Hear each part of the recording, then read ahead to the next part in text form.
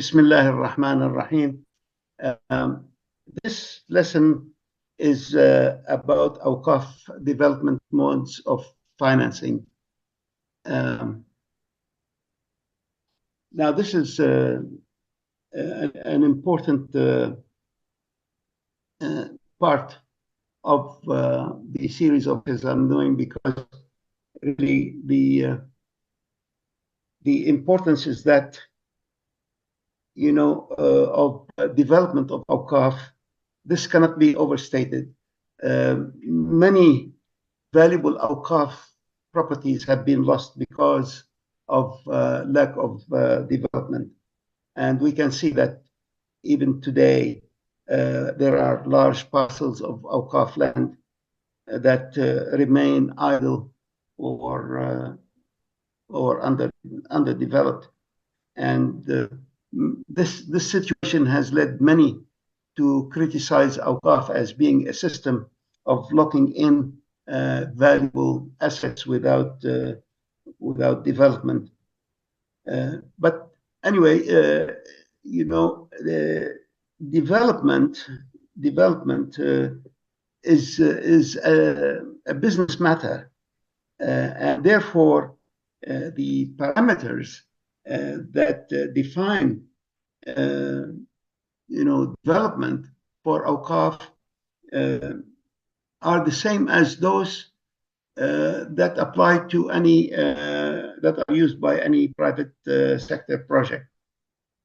Therefore, an Awqaf project, like any private sector project, must consider these parameters. First, the investment climate, the legal environment, factors affecting strategic decision about the project, the feasibility study of the project, is it feasible or not, and then what are the financing options, and then there may be also some other factors to consider. We'll go through these parameters one by one. First of all, the investment climate.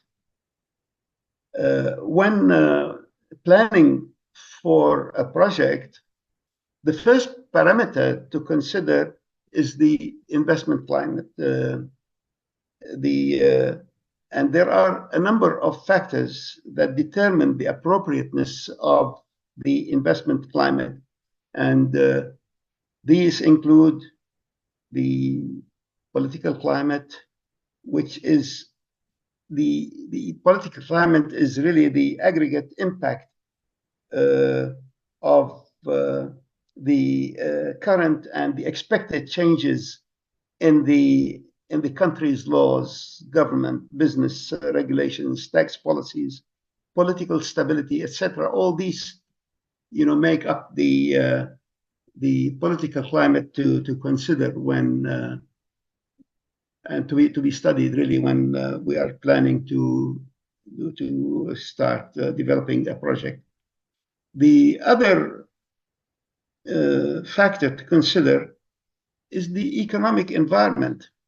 Now, the economic environment includes all the macro and micro factors that affect the performance of a project, either directly or indirectly, such as the inflation, currency, exchange rates, demand, competition, recession, stagnation, depression, and so on. All these make up the economic environment. So these must be studied very carefully before launching on a project. Other factors for Awqaf are the social issues, and these are important specifically for Awqaf. The social factors are the things that affect the community, the lifestyle of the community. Awqaf commercial strategies, when we are developing a project, first of all, we must consider what is the social impact of that project on the community. So this is what distinguishes an Awqaf development from a private sector development, because the social issues are very important. We may have a project, let's say that dazzle the eye, and make it as a waqf, but it may not really have any impact on the community. Well, I don't know whether I can use an example. The Taj Mahal, for instance, okay, it's a beautiful project and so on if we develop that, but what does it do to the local community? There are these massive shrines and so on. So let's the first we have to make sure that at least the project that we are doing is going to have some sort of a return or an impact for the community to make the lifestyle better.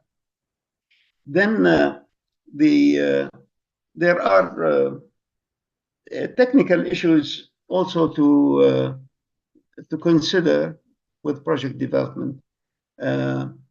Now, project development constraints include the scope of the project, the availability of resources, the cost of the project, the time factor, the quality, and there are, of course, the risk factors which are associated with development. These are all technical issues to be considered. And there are also the legal conditions, which we will go through it in the next slide. But it is, I want to say now, all these factors are not mutually exclusive. They are, each one will affect the other. So we must take them all together, and we cannot say, okay, the political climate is good, and therefore we go ahead, or the social issues and so on. No, when developing, all these factors must be considered together before a development decision is made. All right. Now, the legal environment. Well, first of all, I want to say that many people, contrary to what many people think or believe, Awqaf is a very, very and highly regulated sector. Some people may have different ideas, but for any Awqaf project, there are, first of all, Awqaf. There are so many things that regulate Awqaf. There is the Sharia rulings, there are the local laws, there is the Waqf deed, the conditions of the Waqf, there is the land title, the caveats, the restrictions. Then there are issues of the trust, or the what we call the Nazara issues, or the issues concerning the Nazir of the Waqf. And there are also guarantees and security conditions, and taxation is also another factor, because not, okay, a private, an Awqaf project that may be okay, liable for taxes like a private sector project, especially if it is, let's say, revenue producing. And Awqaf may not be tax exempt in all cases. So these are also factors to be considered when we're talking about the legal environment. And there are also, other factors that may affect the development of a project. What we call the influence groups, stakeholders, put it this way. But these are really, they influence the development of a project. The first, of course, are the donors or the Waqf, the one who put conditions in the Waqf deed. So that's the first thing to be considered. These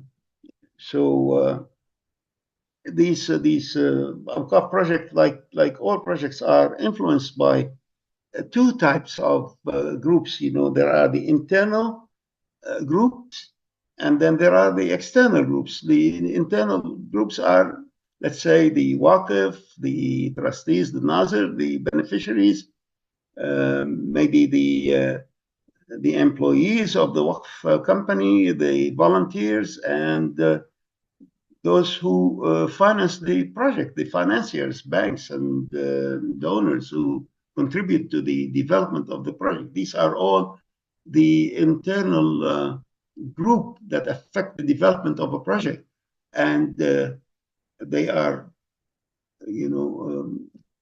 very, very influential because they are the ones that dictate and make finally their agreement is and their concurrence to the development is what makes a project go ahead.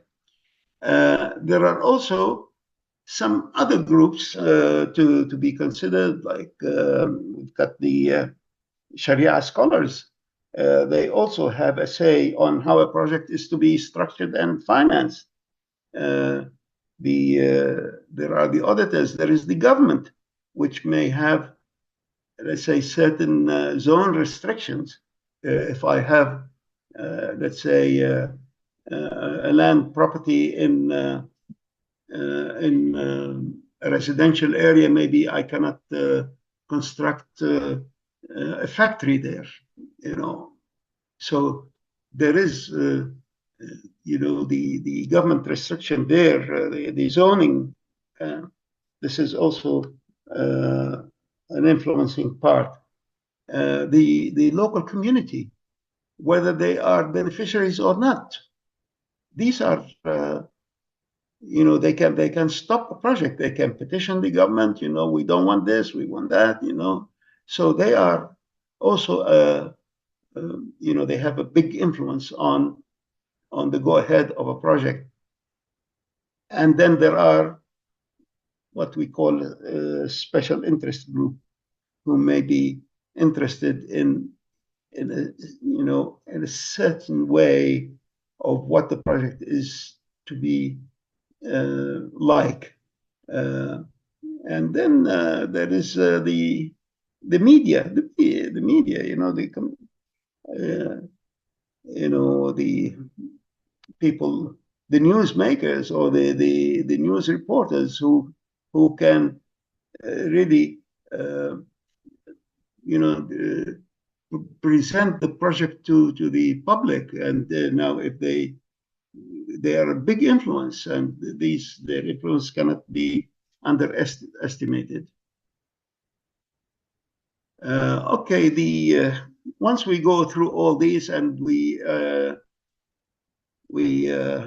decide that the project is feasible, and that we want to go ahead with it, and the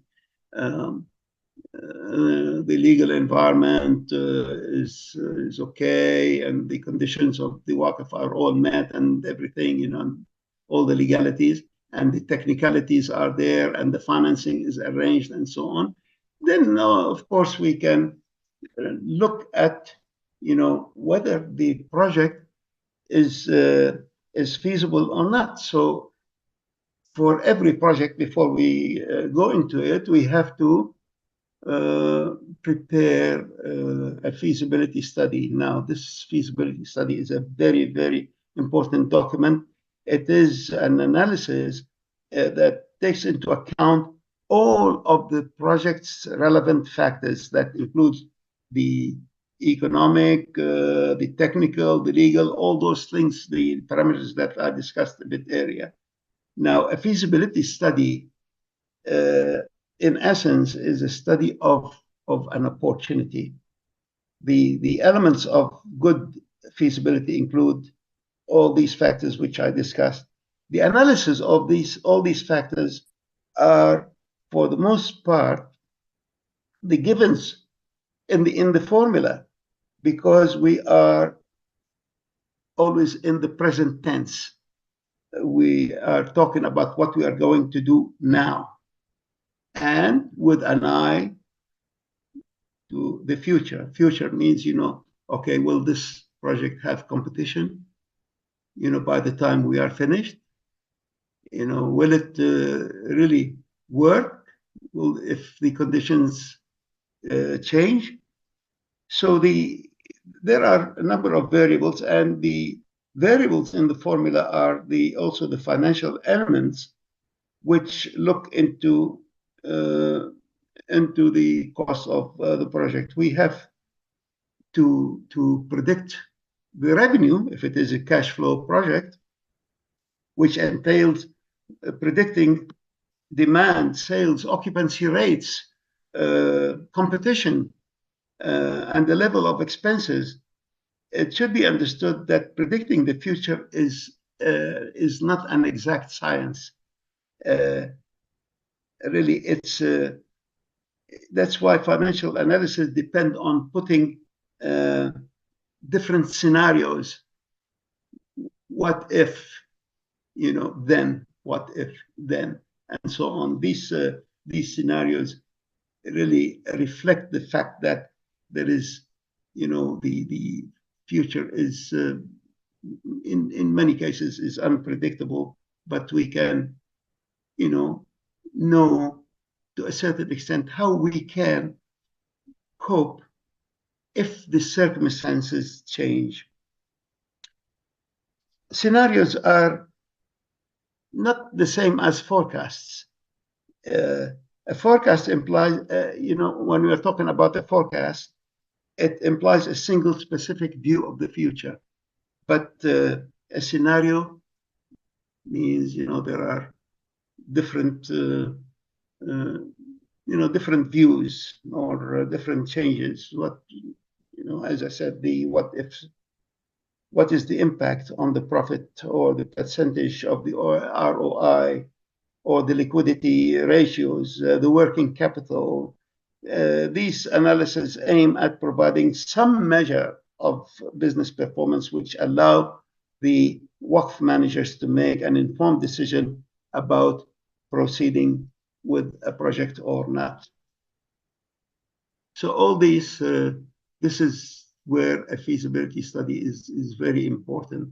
And of course, the feasibility study will have included also the initial drawings of the project, what it's going to look like, physically when it is completed.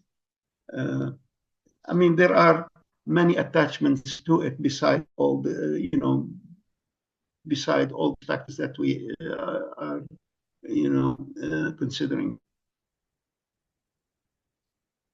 Now we are talking about real estate development, and most of the development for Awqaf are really they are real estate. So how do we appraise real estate projects? It is estimated that real estate comprises more than 80% of the total assets of Awqaf. So this is very, very important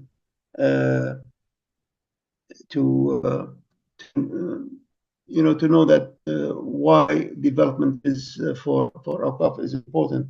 The Waqfs have, in the past until now, they traditionally favor land and building mainly because of their long-term or non-perishable and durable nature, and therefore real estate in many ways satisfies the conditions of perpetuity of the Waqf, and they also can realize the Waqf's intent of creating an ongoing charity, because perpetuity, from a Waqf or donor's point of view, he wants to create a Waqf that remains for the longest period, forever. And therefore, so he will have this ongoing charity or sadaqah jariyah. all the time. And real estate perhaps is the asset class that can answer that more than any other. This has historically limited Awqaf almost exclusively to one major economic activity, and which is real estate project development. Now, Waqf property, although it is donated and it is at no cost to a Waqf organization, it doesn't mean that it does not have any value. Cost and value may be two different things. Many Awqaf properties are in prime urban locations, in capitals and in major cities. Their value should be assessed, should be appraised, recognized for a variety of reasons, including the financing, the sale. If we have, let's say, a property which is has a very high value on the market, then we should consider a project that will match the value of that property. We cannot, let's say, have a big, very important property and then we put just a small kiosk on it, or vice versa. If we have a property which is not all that valuable and we want to put a massive project on it, again, it doesn't. So there must be some match between, some logical match between the value of the property and the value of the project or the cost of the project that we want to establish on that property. So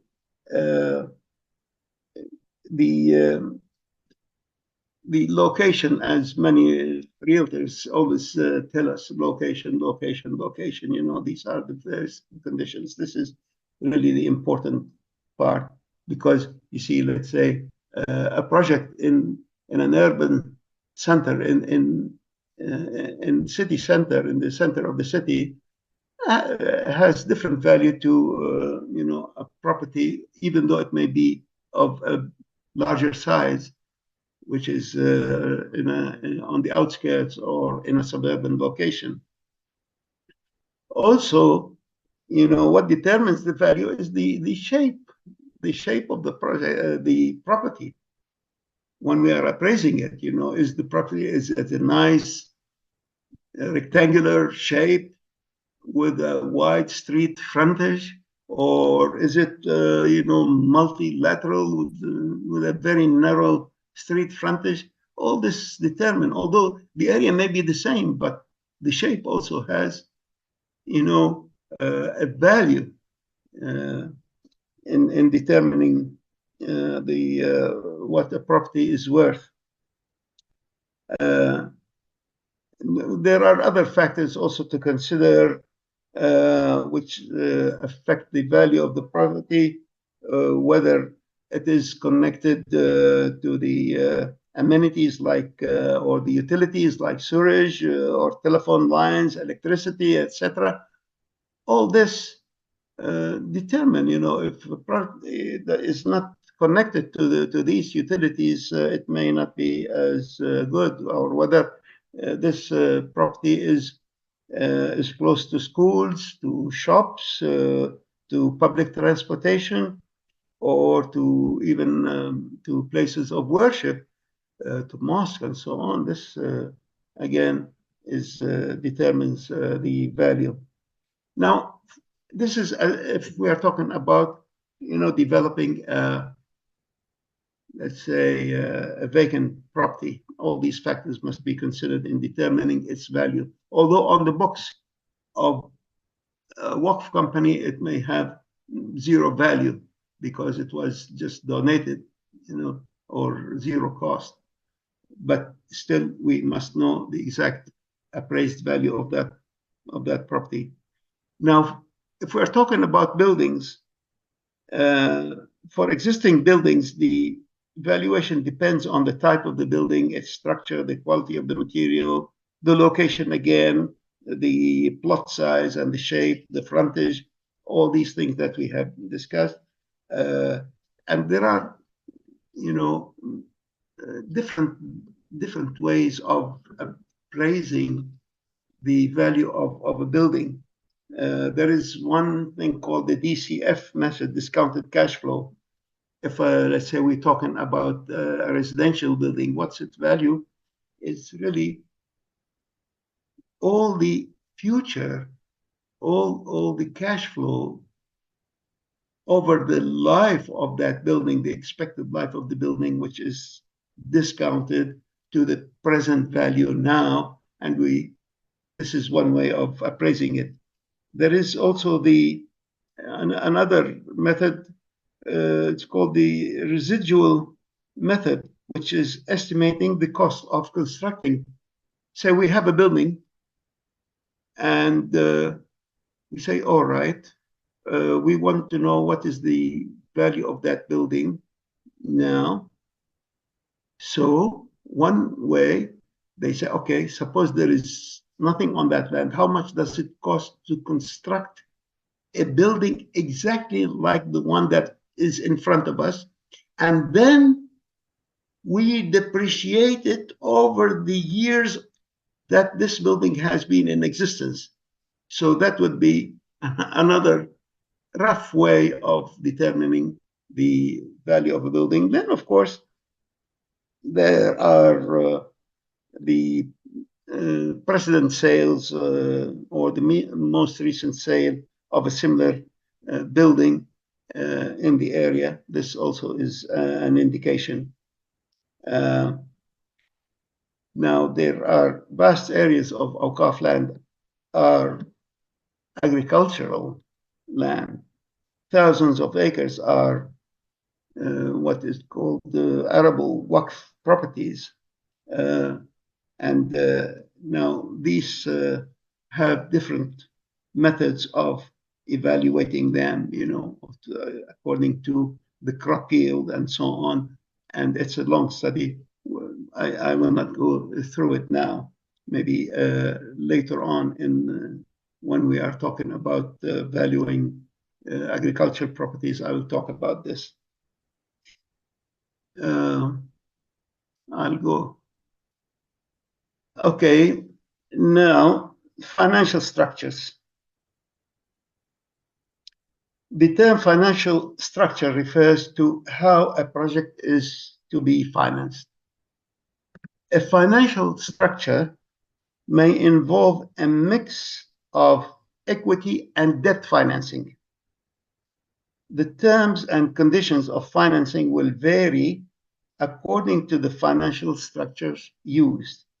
Therefore, when project financing is considered, it is necessary to analyze the suitability and effectiveness of the financing structure to the project on hand. The simplest financial structure is direct financing.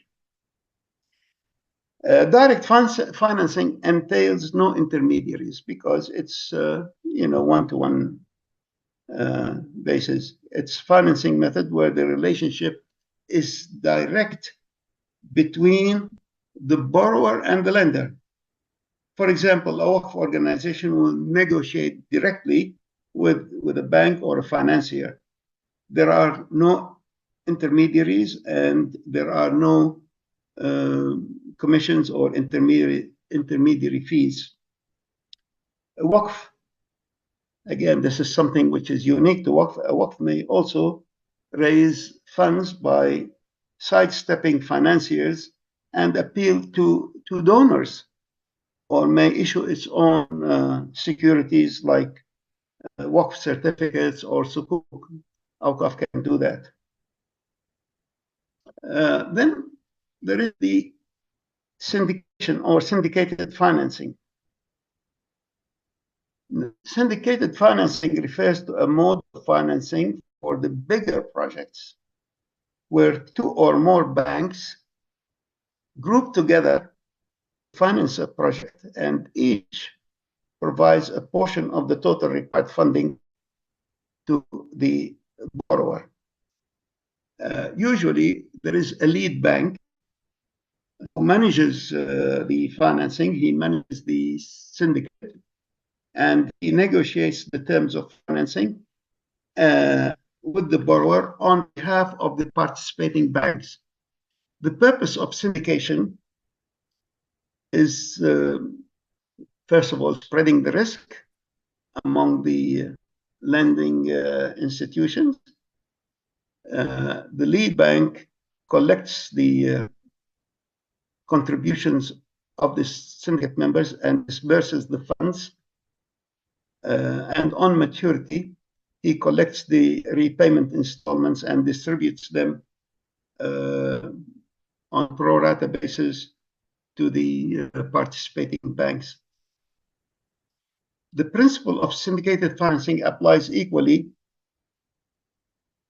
to conventional or to Islamic financing. What makes the difference between conventional and Islamic syndicated financing is the underlying mode of financing and whether or not it is Sharia compliant. So Islamic banks can do syndications exactly as conventional banks do. Co-financing. Co-financing, this is a slight variation from syndication. Co-financing is similar to syndication, where two or more banks agree to finance a project. But in this case, each of the participating banks may finance a distinct part of the project and negotiate its own terms. In syndication, the term applies to everyone. The lead bank, is the one who negotiates. But when we are talking about co-financing, each bank will negotiate its own terms. Now, where do we have co-financing? There are examples of that. Say if we have a block of land and we want to build on it two residential towers. So one bank may take one, another bank may do the other one. Okay, so each bank may negotiate its own terms of financing, which may or may not be the same as the other bank. And the same thing, another example, say if we are having a power station and we need, let's say, 2 or 3 or more power generators, and each bank would say, okay, I'll finance one, another one would say, I'll finance one, and the third one, and so on. But it's all one project. You see, but each one is negotiating its own terms. He says, no, some bank may have, if we are talking about a development bank, for instance, it may have a long-term financing. A commercial Islamic bank may not have that long-term, view of financing, and therefore it may negotiate different terms and so on. But the important thing in co-financing is that when they are drawing the agreement, there is a cross-default clause, among all the different financiers, which means that if the borrower or defaults with one, then he is defaulting with all the others.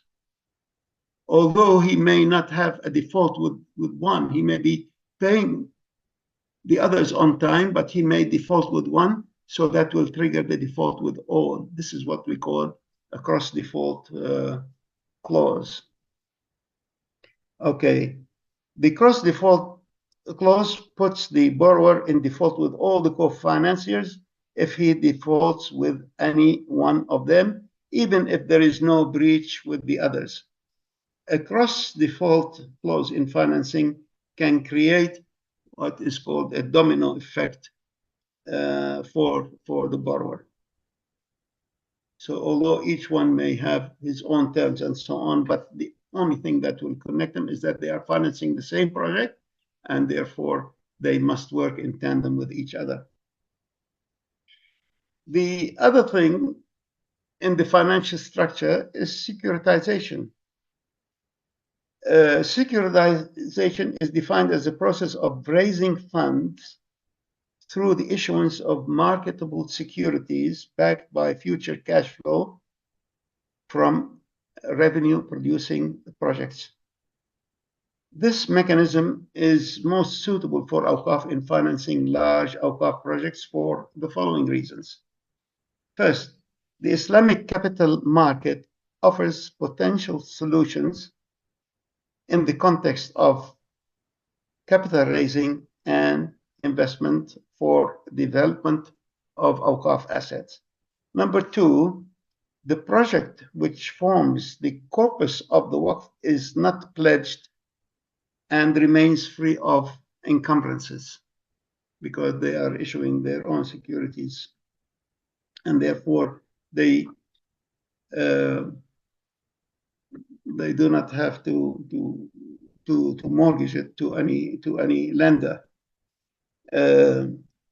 The creditworthiness of the securities depends primarily on the issuance of the stream of cash flow from the project and not from the credit strength of the Waqf organization issuing the security or the market value of the underlying asset. This is very important here because you see, then people who are going to, let's say, participate or to buy these securities, they are, of course, they will look at the issuer and the strength of the issuer, but more importantly to them is whether the project is capable of producing the return because they are financing or they are buying securities for that project. So the project is the one they look into more than the obligation of the or the creditworthiness, let's say, of the issuer. Waqf institutions can raise capital for their project through the issuance of sukuk. Sukuk are flexible instruments as they can be structured on the basis of various Sharia modes of financing. Therefore, we have ijara sukuk, we have murabaha sukuk, mudaraba sukuk, istisna sukuk, musharaka sukuk, and so on and so forth. These instruments will be discussed in some detail later on in this course. Financing terms and condition. The basic structure of project finance demands agreement between the borrower and lender or lenders on the terms and conditions of financing. A financing agreement is a document that sets out the terms and conditions under which the funding will be advanced and formalizes the process of disbursement and repayment. The terms and conditions will differ on the basis of the mode of financing. Accordingly, the terms of lease financing are different from murabaha or mudaraba or musharaka or istisna or whatever other mode of financing. Each one has its own terms, and the repayments again will be different depending on what that mode. We will come to that in some details later. The terms and the standard terms and conditions in any financing agreement are first the amount and the currency of financing. Now, if we are financing in a project, a local project in foreign currency, say if we are in Indonesia and we are borrowing in dollars, now there is an exchange risk because the project will generate its return, say if it is a residential project or if it is a commercial project, the rental that we'll get from it, it will be in the local currency. But the repayment, because we borrowed in dollars or in foreign currency, it will have to be in the foreign currency.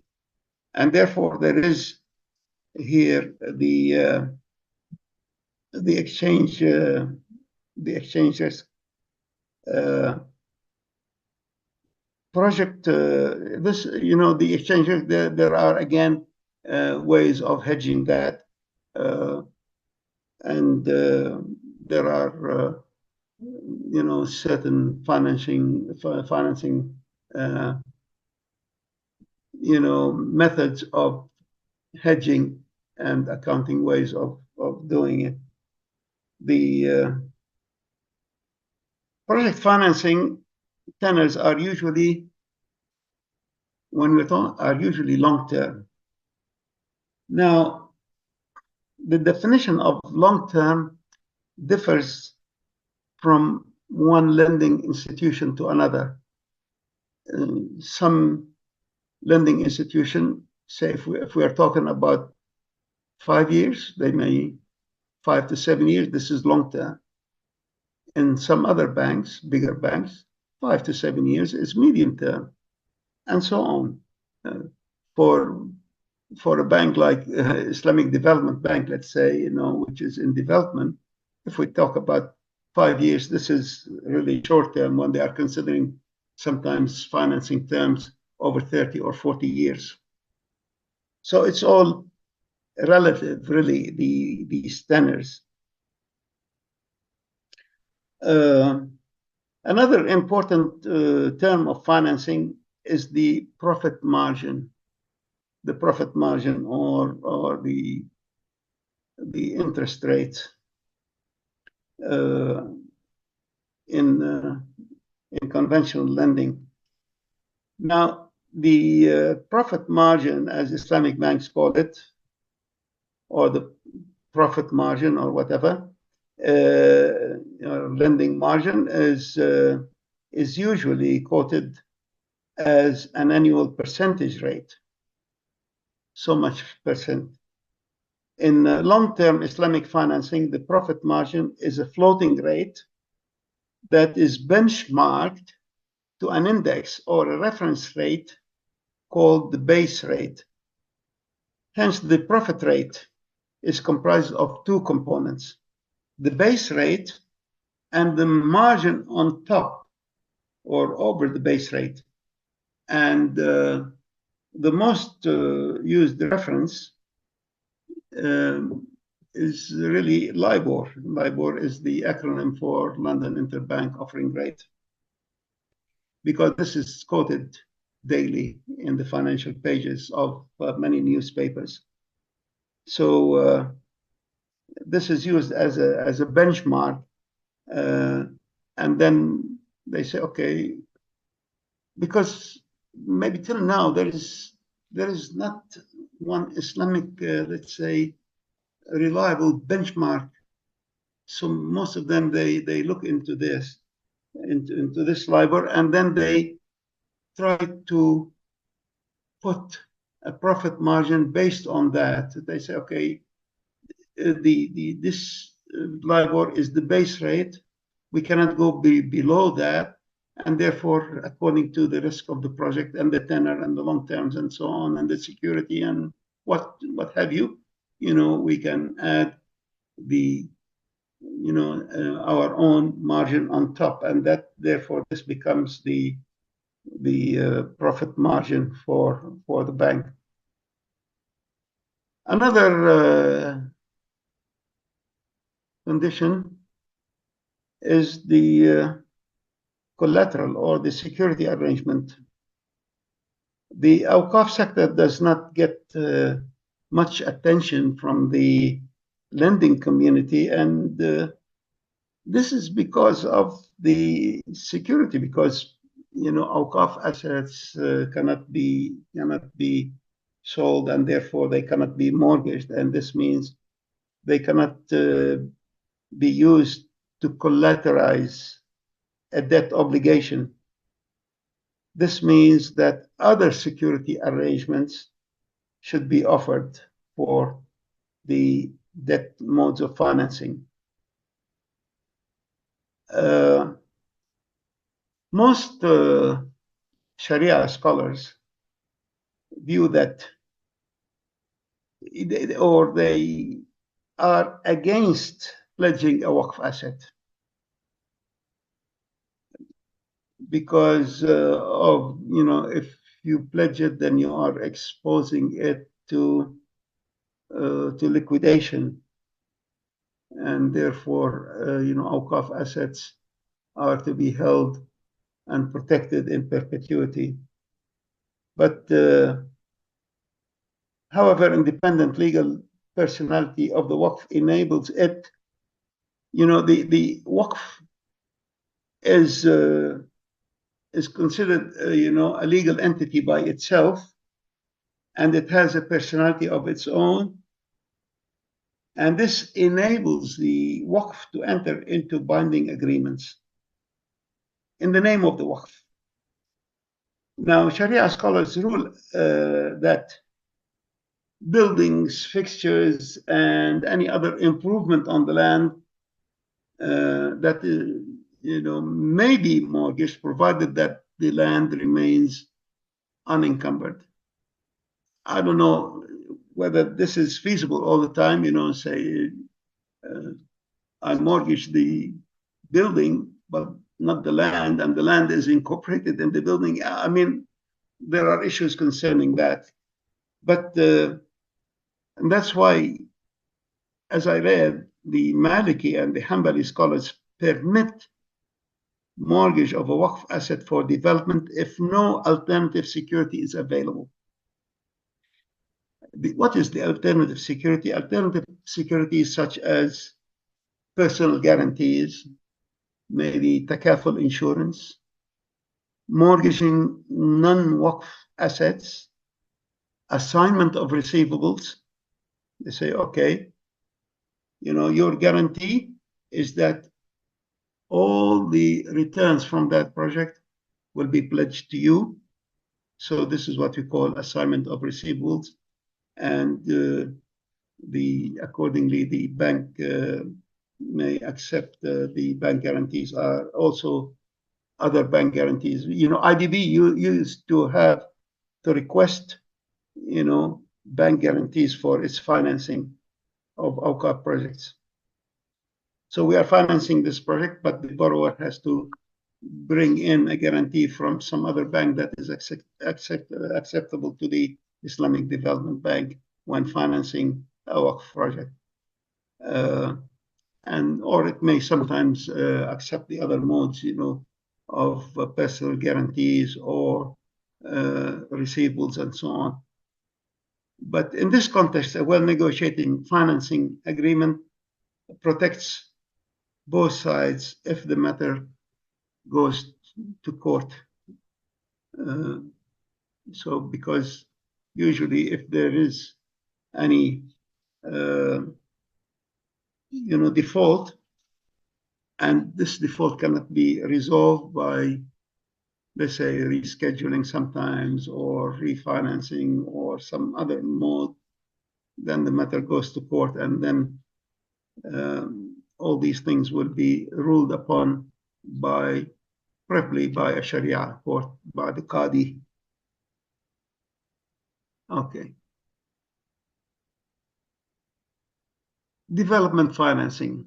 This is really the subject of all this. What I talked was an introduction really to what we have to consider when we are developing a project. Now we come to development financing. Development financing is money borrowed for the development or refurbishment of Awqaf real properties.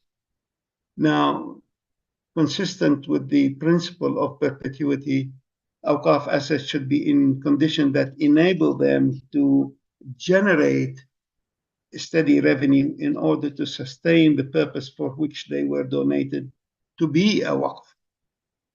Development preserves the waqf asset, it increases its capital value, and increases its revenue generation capacity. Islamic financing is asset-based and is generally long-term. The best strategy to develop and empower the Awqaf sector is to integrate it into the Islamic finance system. Now, there are many modes of financing. The most common and used ones are right there in front of you. You could see Murabaha, which is really an installment sale, Baya Salam, which is forward financing, Istisna, construction financing, Ijara is lease financing, Mudaraba, Musharaka, these are like partnerships, and we have BOT, build, operate, and transfer. And then there are two old modes of financing. They are not used now, but people study them, for just information. And these are called the Hukr and the two leases contract, the Ijaratain. We'll go over them in a little bit more detail. The Islamic modes of financing, you can see the diagram in front of you. The Sharia modes of financing of Awqaf are of two types: sale and partnership. Sale-based financing refers to transfer of asset financing. Sale, I'm transferring one asset from the seller to the buyer. And of course, there is here, we've got sales, we have Murabaha sale, we have Salam sale, Istisna, and Ijara. Ijara, capital lease I'm talking about here, not the operational lease. And in partnership, we have the Mudaraba and Musharaka. These are partnership modes of financing. So this diagram illustrates the Islamic modes of financing and their usage. We'll go over them a little bit more detail. Murabaha,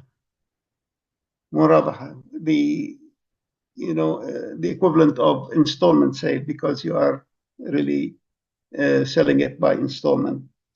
Murabaha is, in essence, is a trade contract, not a financing contract, because you are buying and selling. But some banks,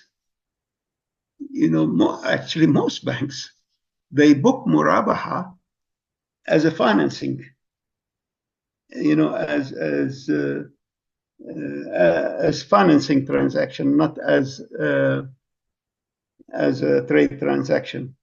This is understandable because the banks are in the financing business, not in the trading business, and therefore, to conform to their way of doing business, they do book it as financing, because at the end of the day, the bank, he wants his money back, and that's it.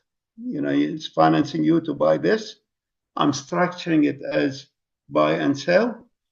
It is a trade transaction, but from a bank's point of view, it's a financing transaction.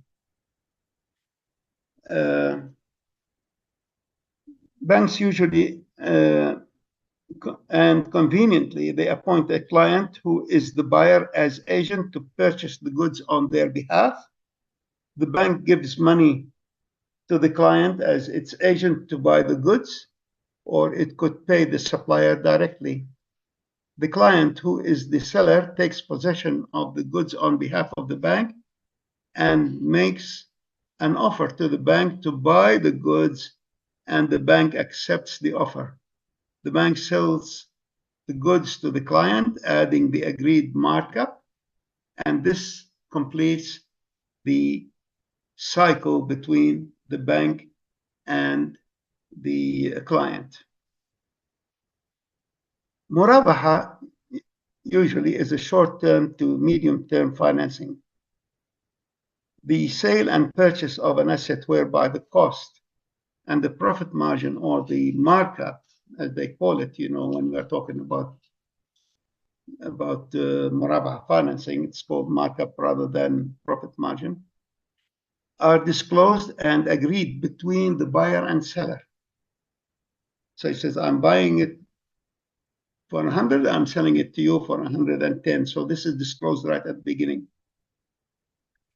And this disclosure is what distinguishes murabaha from an ordinary sale, because the buyer must know what the margin that is added by the bank.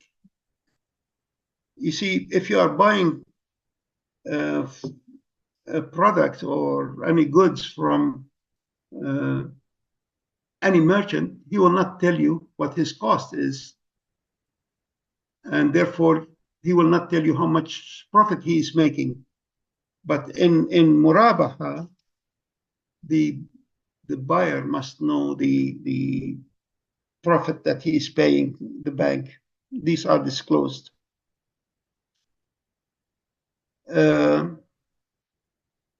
Another condition which distinguishes murabaha from bay' salam or istisna is that the asset to be sold must exist at the time of the transaction. There is the asset now, and we are buying it. And this is what distinguishes it from istisna. Istisna means the project is yet to be constructed. In salam, the project is, the goods are yet to be brought into the market and so on. But in murabaha, no, the items to be bought and sold must be in existence at the time. Ownership of the goods, this is another thing in murabaha. Ownership of the goods is transferred from the seller to the buyer on acceptance or delivery to the buyer. The buyer may sell the goods to a third party even before payment to the original seller, unless the seller has a lien on the goods as a form of security. So the buyer can take the goods, and before paying the financier or the bank, he can sell the goods. Okay, because actually what happens, because the title of ownership of goods are transferred to him right at the beginning, at the transaction, when he received them or accept delivery, or when they are bought on his behalf, they become his, and therefore he is free to use them, unless there is a lien on the, put by the financier on the goods, which is rare when we are talking about trading transactions. Okay, so the risk of murabaha is with the bank, and the bank will not advance money on clean basis. Therefore, the bank, although he's doing murabaha and he's selling it, and we say it's a trading transaction, still the bank will not do it on clean basis, i.e. without any security. Payment may be the payment can be in lump sum after a certain period, or in installments. The installments are, in this case, if it is in installment, the installments are, let's say maybe monthly or quarterly or whatever period. they are considered as payment facilities, which means that the price is not affected by prepayment or delayed payment. Okay, you can pay. I'm selling it to you. The bank has bought on behalf of the buyer those goods, sold it to him. This is the price. He can get it in one lump sum or in installments. If they are installments, the installments are facilities for repayment, and therefore the price may not. But there is usually banks do when they are negotiating, they do take into account the repayment method, and they set the price accordingly. So renegotiation of the price or rollover of mudaraba are not permitted. In order to check potential delayed payment, the bank, or in this case the seller, because the bank is the seller, takes an irrevocable obligation from the buyer to pay a certain percentage of the installment as late payment fee, which is donated to charity under the supervision of the bank Sharia board. Because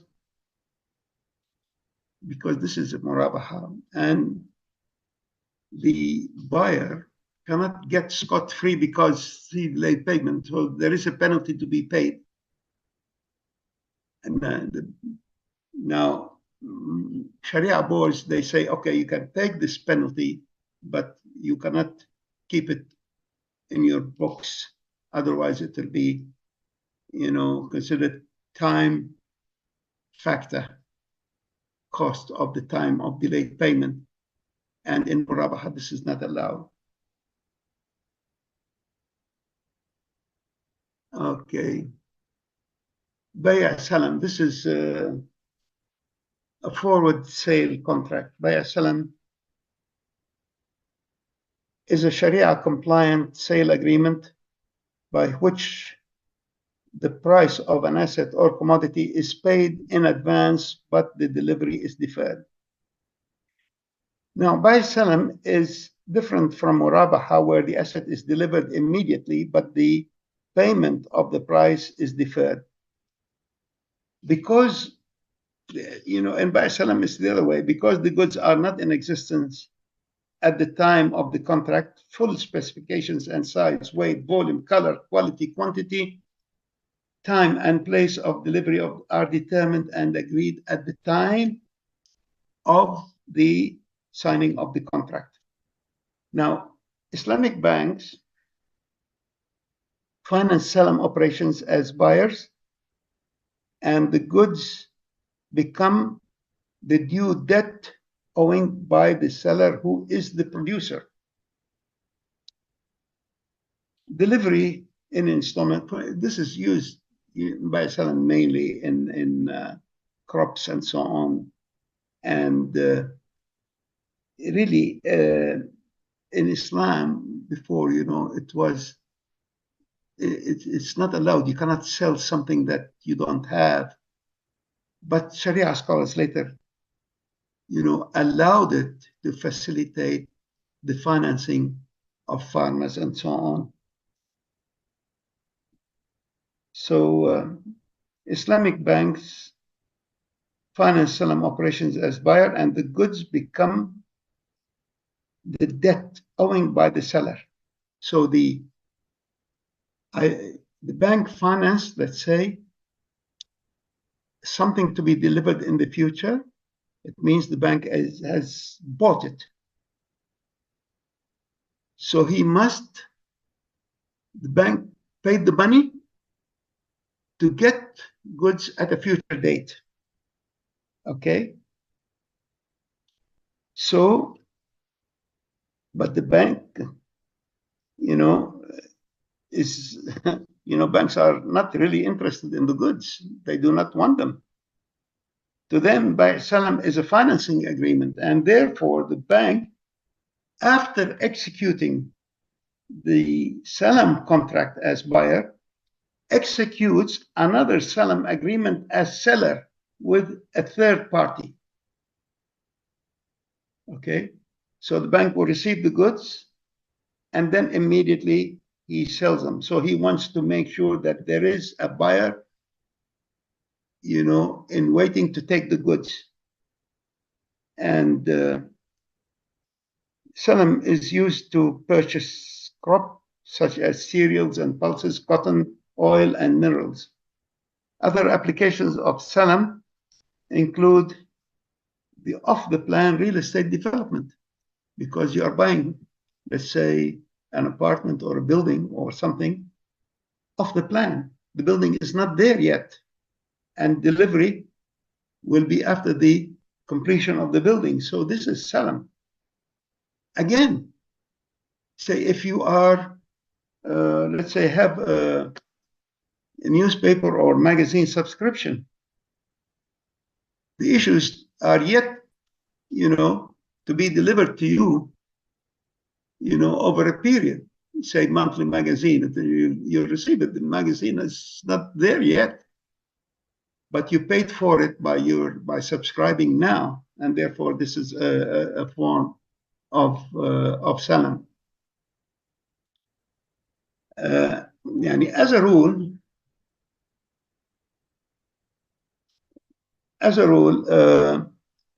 selling what is not owned or not in possession of the seller is not permissible in Sharia. However, subject to certain conditions, Sharia has allowed buy salam to help farmers and producers obtain working capital, including payment of labor, raw material, and other supplies without having to resort to usurious borrowing. This is all very good, but the concern is that the deal may be a loan really disguised as a salam. This is the danger in this. And as the producer or seller may himself be the ultimate buyer. You see, what they do, okay, the bank has bought a future crop. He paid the farmer. So the farmer has to deliver the goods to the bank. But the bank wants somebody to buy the goods from him. And in most cases, it is the farmer himself who takes the goods. And therefore, this is disguised really as a buy salam, because the borrower will be the ultimate buyer. Banks generally, whether they are Islamic or unconventional, or whether they are conventional, are financial institutions, are not traders or consumers of the commodities. The banks, bay salam, is a mode of financing, no more, no less. Islamic banks are reluctant to finance by way of salam, and they will not enter into such a deal unless there is an active market for the commodity. And when they find a buyer who is in one capacity or another, is the original seller who acts as agent, as has to provide a guarantee to market the goods at a higher price and deliver them to a third party by a parallel sale contract. Otherwise, the bank will not consider the deal in the first place. So usually, if there is no other buyer, no third party buyer, the borrower will tell the bank, okay, I'll take them from you, I'll take the goods from you as your agent, and I will sell them. So there must be an active market, and the bank, otherwise the deal will not go through. From a banker's stance, this mode is flawed because it is speculative insofar as they may not be sure of the sale price of the goods, and therefore the actual rate of return will not be known until the goods are delivered and sold in the marketplace. Because the borrower has taken the goods as agent for the bank to sell them, so the bank is unsure of what the price that is going to get, and therefore that's why banks, generally speaking, unless there are very specialized banks do, whether they are Islamic or non-Islamic, they don't like this type of financing. Another issue in Bay Salam, it's full of issues, really. Another issue is that the goods may not comply exactly with the specifications, and the delivery date may vary, especially for agricultural product, because the bank may be financing, let's say, a certain quality of crop or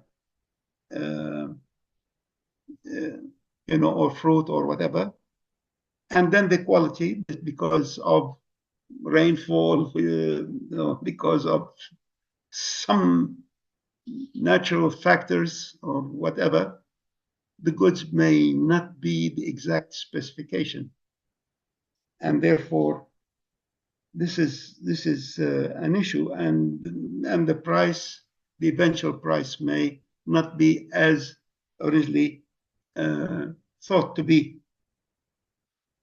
So the seller will have to bear the market risk, and he will be responsible if the goods do not meet the specifications agreed upon. This may give rise to disputes and also to penalties. For all these reasons, Bay Salam is a complicated type of financing transaction, and as I said, there are, when you look at a Bay Salam contract with a bank, it's usually made, it's a book length of conditions. Okay, I'll look at this diagram, which illustrates the basic structure of a Salam contract. You can see the first, the producer is the seller, the Islamic bank is the purchaser. He delivers the commodity to the Islamic bank. The Islamic bank then becomes a seller because he got the goods, and he has to sell them. So there is what is called a parallel Salam contract. One is for the buying of the goods, and the other one is for the selling of the goods. Of course, the cash flow in each case will flow opposite to this diagram. It will come back from the sale back to the bank and so on.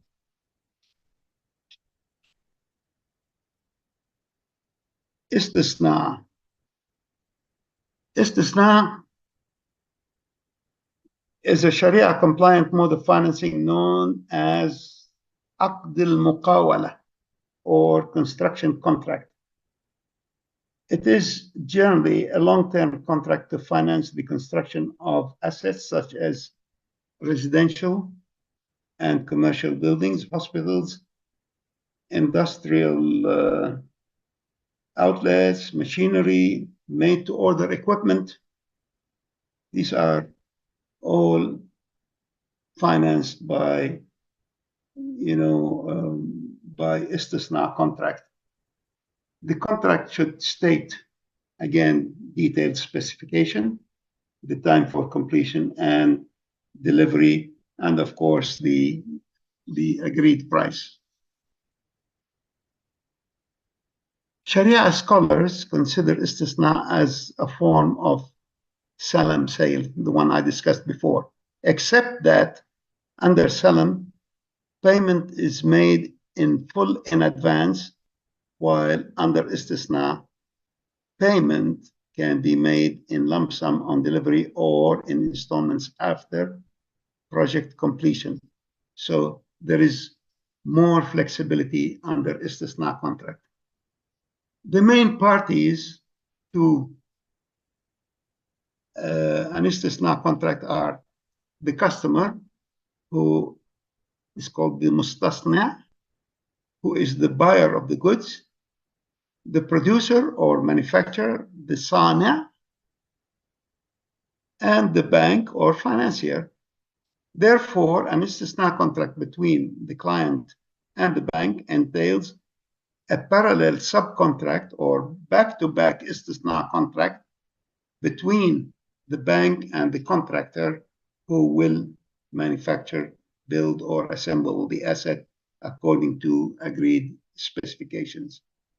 In practice, variations and accordingly prices are allowed